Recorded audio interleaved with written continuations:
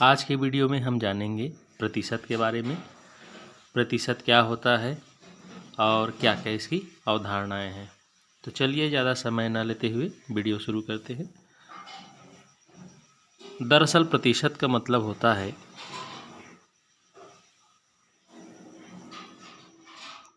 प्रति और धन शत। प्रतिशत का अर्थ होता है प्रति और धन शत। प्रति का मतलब होता है प्रत्येक और शत का मतलब होता है 100। प्रति का अर्थ होता है प्रत्येक और शत का मतलब होता है 100। तो प्रतिशत का मतलब होता है प्रत्येक 100 में से। मतलब हम किसी संख्या का प्रतिशत तभी ज्ञात कर सकते हैं जब उसके हम 100 बराबर भागों में उसको बांट लें। बिना 100 बराबर भाग में बांटे हम उसका प्रतिशत ज्ञात नहीं कर सकते। ये तो हो गई प्रतिशत से सामान्य बात।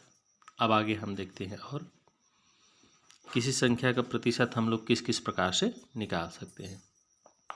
जैसे अगर 5% दिया हो तो 5% का मतलब होता है 5/100। मतलब अगर किसी भी वस्तु का 5% निकालना है तो सबसे पहले उसको 100 बराबर भागों में हमको बांटना है और उसके बाद उसका 5 भाग लेना है। तो यही जो 5 भाग है उसका 5% कहलाता है। मान लीजिए 6% है तो इसका मतलब होता है 6/100। किसी भी वस्तु का 6% अगर हमको मिलता है या हम किसी को देते हैं तो इसका मतलब ये होता है कि हमने उस वस्तु के 100 बराबर भाग किए हैं। उन 100 बराबर भागों में से 6 भाग हमने किसी को दिया है तो वो हो जाएगा उसका 6%। इस तरह से ये 5% और ये हो गया 6%।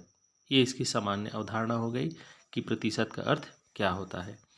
अब आगे हम लोग देखेंगे कि दशमलव का भिन्न का प्रतिशत हम लोग कैसे ज्ञात करेंगे। आगे हम देखते हैं कि 500 का 6% क्या होगा। हम लोग इस प्रकार के सवाल को पहले हल कर लेते हैं कि 500 का 6% क्या होगा। तो इसके लिए यहाँ पर जो 500 है उसको लिखना पड़ेगा। उसके बाद उसका 6% निकालने के लिए उसमें 6 का गुणा करेंगे और बटा नीचे में 100। जैसे हमने बताया कि भाई 6% का मतलब होता है 6/100।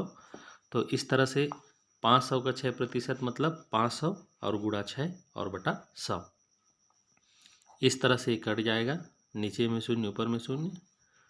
अब ऊपर में बचा है 5 और गुणा 6। तो इस तरह से ये हो जाएगा 5×6 = 30। मतलब अगर 500 का 6% निकालना है तो हो जाएगा उसका 30। इसी प्रकार से आप किसी भी संख्या के निकाल सकते हैं। मान लीजिए 800 का 3% क्या होगा। तो इसके लिए भी बस उसी तरह से 800 और गुणा 3 और बटे 100। उसके बाद 100 से पूरी तरह से 800 के 2 शून्य कट जाएंगे और यहाँ पर बच जाएगा 8 × 24। अब यहाँ पर हमने 500 का 6% निकाला, 800 का 3% निकाला। तो 500 का 6% हो गया 30 और 800 का 3% हो गया 24। अब मान लीजिए हम ये निकाल के देखते हैं कि 530 जो है 500 का कितना प्रतिशत है। तो 6 भी आना चाहिए। उस तरीके से आपको सवाल को हल करना भी सिखा देते हैं। मान लो हमने ले लिया है सवाल कि 30 जो है 500 का कितना प्रतिशत है। तो 30 जो है 500 का कितना प्रतिशत है ये निकालने के लिए सबसे पहले हम 30 कितना प्रतिशत है पूछ रहे हैं। तो सबसे पहले 30 में हमको 100 का गुणा करना पड़ेगा इस तरह से, और ये जो 500 है उसका उसमें भाग देना पड़ेगा। जब किसी संख्या को किसी संख्या का कितना प्रतिशत निकालना रहता है तो उसमें सबसे पहले 100 का गुणा करते हैं, फिर जितना उसका पूर्णांक रहता है उसका उसमें भाग दे देते हैं। अब क्यों दे देते हैं उसको इस आपको बता दे रहा हूँ यहाँ पर। जैसे 500 का कितना प्रतिशत है, तो मान लेते हैं कि 30 500 का 100% है।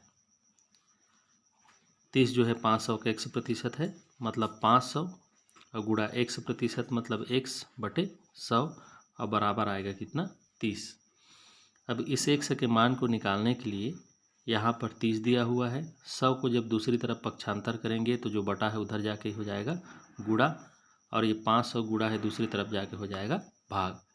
तो इसके कारण से किसी संख्या जब दूसरी संख्या के कितना प्रतिशत निकालना पड़ता है तो उसमें सबसे पहले 100 का गुणा करते हैं और जो भी पूर्णांक है उसको उसमें भाग देते हैं।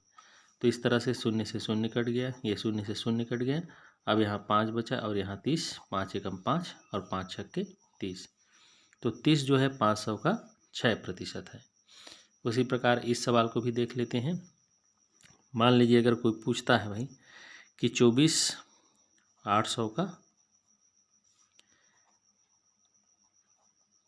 कितना प्रतिशत है, तो इसके लिए भी वही सवाल उसी प्रकार हल करेंगे। सबसे पहले 24 में 100 का गुणा करेंगे, 100 का गुणा करने के बाद उसको 800 से भाग देंगे, कट जाएगा इस तरह से 8 एकम 8 और 8 दिया 24। 0 से 0 दोनों शून्य को कटा दिए, यहाँ पर 24 बचा और यहाँ पर 8 बचा, 8 एकम 8 8 दिया 24। इस तरह 24 जो है 800 का 3% है और ये जो है 6% है। तो इस प्रकार से हम उसका प्रतिशत ज्ञात कर सकते हैं कि वह उसका कितना प्रतिशत है। अब और आगे देखते हैं। अब मान लीजिए कभी यह भी पूछा जाता है कि मान लो 500 का कितना प्रतिशत 30 होगा। देखिए 500 का 6% हमने 30 निकाला, फिर ये निकाला कि 30 जो है 500 का कितना प्रतिशत है। अब मान लीजिए ये सवाल इस प्रकार से पूछा जाता है कि 500 का यह जो कितना प्रतिशत है वह 30 होगा। तो इसके लिए क्या करेंगे, तो हम लोग मानेंगे यहाँ पर भी मान लो 500 का x% 30 होगा। तो 500 का x% 30 होगा, तो उसका x% निकालने के लिए 500 का हमको उसमें x का गुणा करना पड़ेगा और बटे 100 और इसके बराबर हो जाएगा 30। अब उसके बाद 30 में 100 का गुणा करेंगे, ये 100 को पक्षांतर करेंगे, उधर जाके ट्रांसफ़र हो जाएगा और ये 500 बटा हो जाएगा। जैसा हमने यहाँ बनाया था बिल्कुल वैसा ही, बस सवाल को थोड़ा सा घुमा दिया गया है। यहाँ पूछा गया है 30 500 का कितना प्रतिशत है और 500 का कितना प्रतिशत 30 होगा, तो इसको भी सेम ऐसे ही बना सकते हैं। अब आगे हम लोग ये निकालते हैं, हमने निकाल लिया 500 का 6% 30 है, 30 जो है 500 का 6% है। अब ये पूछा जाए कि कौन सी संख्या 500 का 6% है, इसको भी बना के देखते हैं। इसमें लिखा है कि कौन सी संख्या 500 का 6% है, तो हमें वो संख्या मालूम नहीं है, तो हम मान लेते हैं, मान लो उस संख्या को हम लोग मान लेते हैं x। तो 500 का कौन सी संख्या 500 का 6% है, तो हम लोग उसको मान लिए हैं x। तो ये हो गया 500, उसका 6% मतलब 6 और बटे 100 और इसके बराबर जो भी आएगा वही x का मान रहेगा। तो इसमें गुणा करना है, इस तरह से आपस में इन दोनों को कटा देना है, ऊपर 0 नीचे 0, ऊपर 0 नीचे 0 और 5 छक्के हो गया 30। तो कौन सी संख्या 500 का 6% है, तो वो है 30। मतलब इन्हीं सब सवालों को थोड़ा थोड़ा घुमाकर कभी कभी दे दिया जाता है। और आगे हम भिन्न को देखेंगे, भिन्न को किस प्रकार हम लोग प्रतिशत में बदल सकते हैं। भिन्न को प्रतिशत में बदलने के नियम आपको बता दे रहा हूँ, चूँकि वीडियो लंबा हो रहा है इसलिए जल्दी जल्दी बता देते हैं। अगर हमारा भिन्न 1/2 है तो सबसे पहले इसमें 100/100 का गुणा करना पड़ेगा, इसको भिन्न कहा जाता है। तो भिन्न में सबसे पहले 100/100 का गुणा किया जाता है, या 100/100 का गुणा नहीं करेंगे तो सीधे 100% का गुणा कर सकते हैं, इसको बता दे रहा हूँ आपको। अब यहाँ पर क्या करना है, नीचे का जो 100 है उसको रखना है, नीचे का जो 100 है उसको रखना है, क्योंकि वही लास्ट में हमारा प्रतिशत बनता है। और इन दोनों को कटाना है, 2 एकम 2 और 2 पंचे 10 और 2 शून्य 0। तो ये आ गया 50 और बटे 100।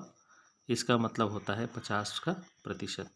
जैसे पहले ही मैंने आपको बताया है कि 6% मतलब 6/100, 7% मतलब 7/100। तो अगर 50/100 है मतलब 50%। और यहाँ पर और आप चाहें तो सीधा सीधा ऐसे भी कर सकते हैं। इस 1/2 जो है उसको अगर प्रतिशत में बदलना है तो सीधे सीधे 100% का गुणा कर दीजिए। 2 एकम 2, 2 पंचे 10, 2 शून्य 0, तो भी आ जाता है 50%। यहाँ ये जो प्रतिशत है वो नीचे का बटा 100 है। और नीचे का बटा 100 लिखेंगे तो यहाँ पे प्रतिशत नहीं लिखेंगे, और प्रतिशत लिखेंगे तो नीचे में बटा 100 लिखने की आवश्यकता नहीं होती है।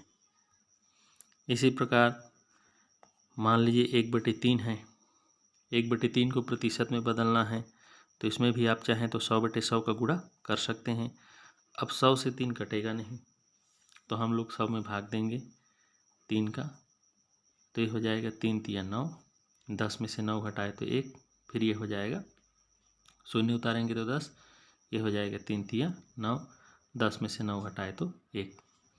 अब उसके बाद हमारा जो सवाल है वो इस तरह से हो गया, 33 सही 1/3, 33 तिया 99 और 1 100/3।